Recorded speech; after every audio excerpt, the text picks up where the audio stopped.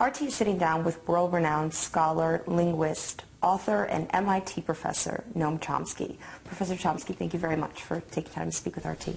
Glad to be with you.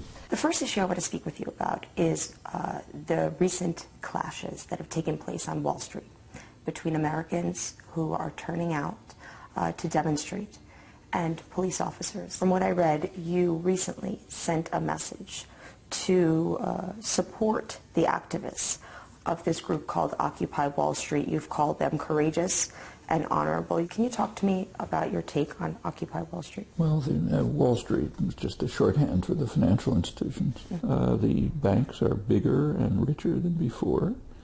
Corporate profits are reaching record levels, and for much of unemployment, say, is about the level of the Great Depression, real unemployment.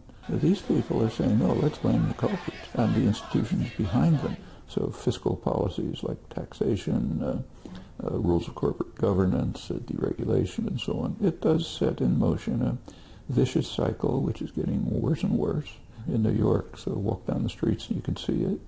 Very serious poverty. On the other hand, phenomenal wealth, right side by side.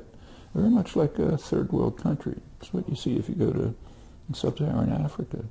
Meanwhile, infrastructure is collapsing, schools are collapsing, and all of that increases it keeps the cycle going and, in fact, rising. Well, it's about time for some protest. What may be new in the coming year for the 2012 election is that many, including yourself, have speculated and assumed that the campaign spending for the U.S. election in 2012 will exceed $1 billion. For each candidate.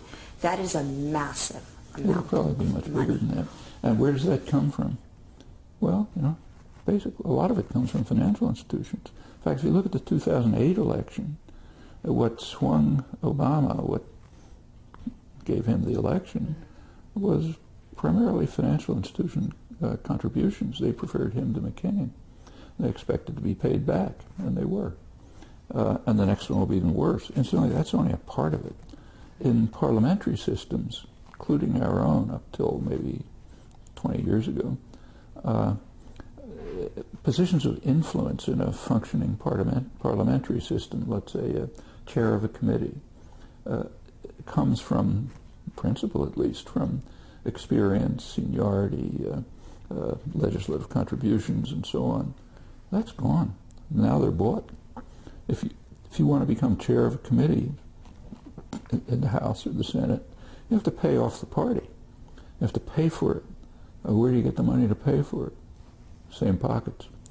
So it provides even more influence to the already overwhelming influence of concentrated capital.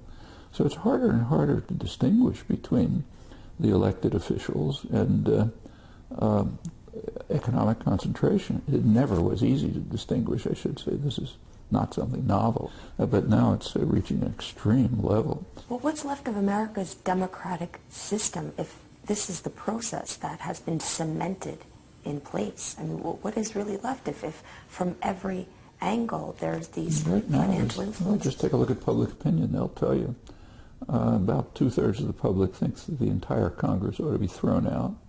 But that doesn't mean that it's going to happen. No, but it means that the system isn't working, and the public knows it. The popularity of favorability rating for Congress is in single digits. President not much higher, and the same runs across all other institutions. It's a very widespread sense that everything is going wrong. That tells you the democratic system is just not functioning. Now, in fact, I don't want to suggest that this is totally new.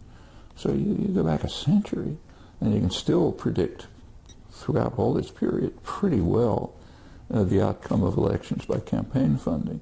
But there are degrees, and now it's gotten extreme.